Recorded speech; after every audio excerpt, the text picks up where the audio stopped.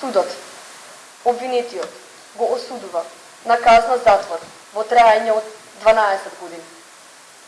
Согласно членот 47 од Кривичниот законник, во изречената казна затвор на обвинетиот му се засметува и времето поминато во притвор, сметано од 31.2025 година. На обвинетиот Васил Јованов од Скопје му се изрекува и казна забрана на управување со моторно возило од Б категорија во траење од 5 години, која опфаќа забрана за издавање на возачка дозвола сметано од денот на правосилноста на пресудата. Тоа што бил студент, млад човек и спортист, тоа што призна вина и се извини, беа меѓу олеснителните околности за 12 годишната казна затвор за Васил Јованов, кој смртно ја пригази Фросина Кулакова на црвено светло на пешачки, под дејство на алкохол со 91 км на час и без возачка дозвола. Како отежителни, судиката ги посочи неговиот поранешен живот. Другите сообраќајни прекршоци, правосилната пресуда за трговија со дрога од 3 години и 10 месеци. Наместо да се одврати од било какви понатамошни судири со законот, токму во периодот додека го чекал правосилниот исход од таа постапка, истиот, дрско и безобзирно, посегнал да управува со моторно возило, без да има возачка дозвола, а кој со законот изрично му е забрането, седнал зад воланот под дејство на алкохол. Семејството на Фросина ни солзија служи пресудата.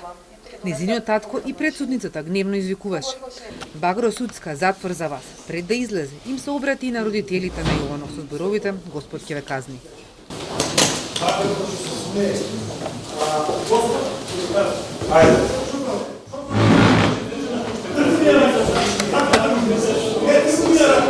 Потоа пред медиумите порача дека судството ги штити мафијашите и дека 12 годишната казна е награда за најбруталното убиство во сообраќајот.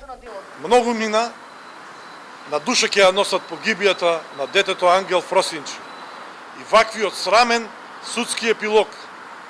Арам да им се парите и се друго што добиле како компензација.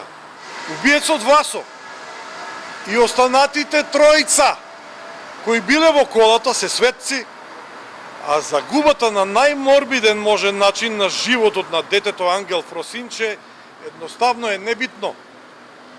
Животот одамна е докажано дека нема вредност токму според законите на оваа недржава.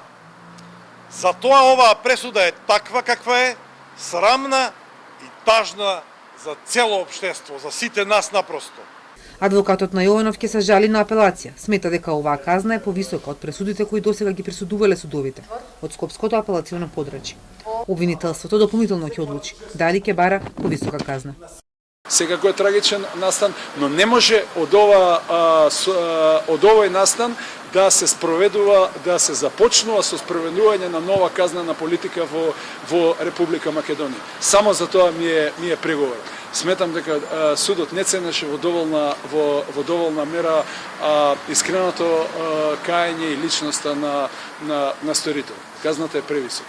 Беше изречена казна затвор, која што во историјата на овој суд за ова кривично дело и кога станува збор за една почината, една жртва, не била досега изречена, а сметајќи на висината од 12 години казна затвор, сепак јас обвинителството го задржува правото на жалба и да бара и повисока казна затвор.